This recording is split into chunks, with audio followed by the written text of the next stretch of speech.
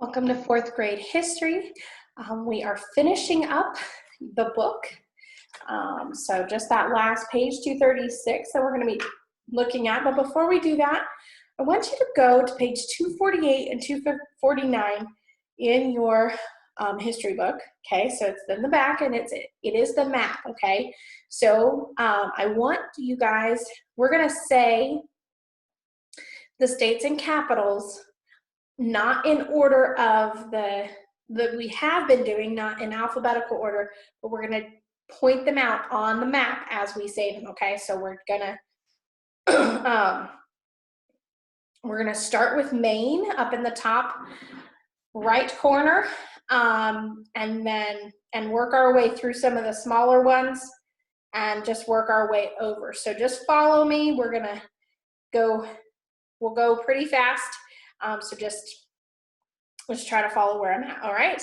So the first one: Augusta, Maine; Concord, New Hampshire; Montpelier, Vermont; Boston, Massachusetts; Providence, Rhode Island; Hartford, Connecticut; Albany, New York; Harrisburg, Pennsylvania; Trenton, New Jersey; Dover, Delaware; Annapolis, Maryland; Richmond, Virginia; Charleston, West Virginia; Raleigh, North Carolina; Columbia, South Carolina; Atlanta, Georgia; Tallahassee, Florida; Columbus, Ohio; Indianapolis, Indiana; Frankfort, Kentucky; Nashville, Tennessee; Montgomery, Alabama; Jackson, Mississippi; Baton Rouge, Louisiana; Little Rock, Arkansas; Jefferson City, Missouri. We're going to jump back up to Michigan; Lansing, Michigan; Madison, Wisconsin; Springfield, Illinois; St. Paul, Minnesota; Des Moines, Iowa; Jefferson City, Missouri. Did we say that one? We'll say it again. Okay, up to North Dakota. Bismarck, North Dakota; Pierre, South Dakota; Lincoln, Nebraska; Topeka, Kansas; Oklahoma City, Oklahoma; Austin, Texas; Helena, Montana; Cheyenne, Wyoming; Denver, Colorado; Santa Fe, New Mexico; Boise, Idaho; Salt Lake City, Utah; Phoenix, Arizona; Olympia, Washington; Salem, Oregon; Carson City, Nevada; Sacramento, California; Juneau, Alaska; Honolulu, Hawaii. All right. I hope you didn't get too confused with that. I'm going to try to do the same. We're going to be looking at the map instead of just doing the list. This will help you for the test. All right, so for that final test. So with all the review lessons that you'll have, we're going to be looking at the map. And I want you guys to have your map out, just because it's so hard to see the maps on the board and to see those tiny states. And so it'll just be easier if you guys have the map. And we'll try to go in a little bit of a get the same pattern going for that. I may change up those a little bit. I started going up from the bottom instead of trying to go from the top. So we'll work on that. But you can turn back to page 236. And we are talking about being thankful as Americans. And you've probably heard this. You are very blessed to be in a land that has so many freedoms. Well, we don't feel like those freedoms are really there right now because of everything that's going on. We still do have those freedoms, and there are still plenty of freedoms that we do enjoy. Even though there are a lot of regulations right now, a lot of the things that are in place for our safety are, especially here, there's certain things that we're still allowed to do, but there's different restrictions that we're not supposed to do, and so that's some things that are going on. But we've looked at American history all throughout this book and all through from the very beginning, and how God has blessed the nation because we have been true to God. We have moral standards, and some of those have been changed in recent years. But we started that with those standards of that were biblical moral standards, and so we have a land rich in natural resources. A free society, and so people can work to make their own living. They can pursue their dreams. They can build a business and work and get more money, that they're not limited to how much they can bring in. And we have inventions of new things all the time, and we get to enjoy those. And our country is based on the dream of liberty and justice for all. Something that is in our Constitution, that we've looked at.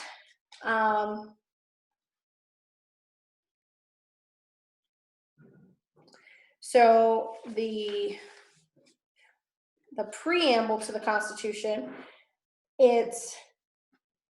we established it for justice, ensure domestic tranquility, provide for the common defense, promote the general welfare, and secure the blessings of liberty to ourselves and our posterity. And so we have these rights that we are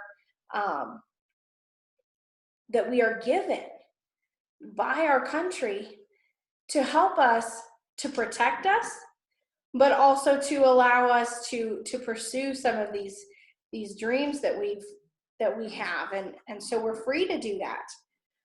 One of the things that our country has that is probably the best form of government is a representative. It's where the people have a say in what the government does. And you, as kids, you may not fully understand that, but the right to vote is something that a lot of people take for granted, and they don't go vote. And then they complain about what's happening in the world, but in our country, but they had the right to go and vote for who they wanted to be in office. And so when you guys get old enough, please take the right to vote. And you say, well, it's just one vote. But if everybody felt like that, then how many people would actually go out and vote? Just a few. And so it wouldn't be good. We're able to have worship services, come together as a church, and the government can't tell us what the preacher has to preach, or what we have to do in our service, or what we have to believe. The government doesn't do that, because we do have what's called separation of church and state, where the state doesn't tell the church what it can and can't do, as some countries have.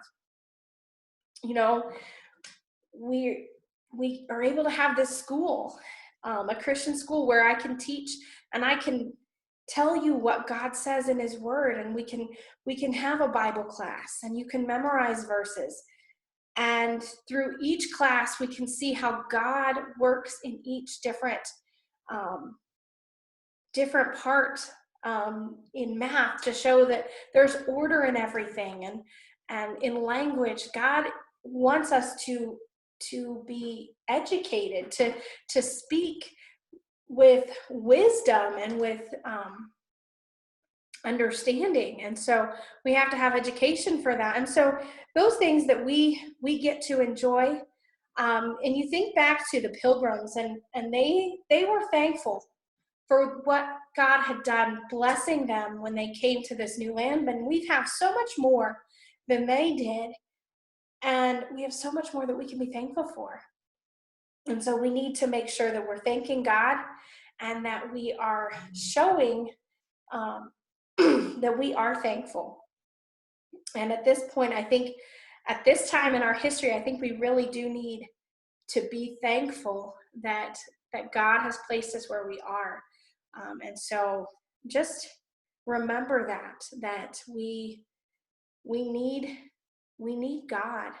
We need to trust in Him for everything, and we need to be thankful for where He has us. It could be so much worse, and I'm not saying that to minimize what others are going through around the world, but to just say that you need to be thankful for what God's done. All right, let me ask a couple questions. What dictator of Iraq invaded Kuwait in 1990? Who was that dictator? Saddam Hussein. What war was fought to liberate or free Kuwait? What war was fought to liberate Kuwait? Operation Desert Storm. On what day did the worst terrorist attack in American history occur? September 11th, 2001. Who was responsible for September 11th attacks? Osama bin Laden and Al-Qaeda. What president declared a war on terror? George W. Bush. And what hurricane devastated New Orleans in 2005, as well as two other states? Hurricane Katrina. Very good. What form of government do we have?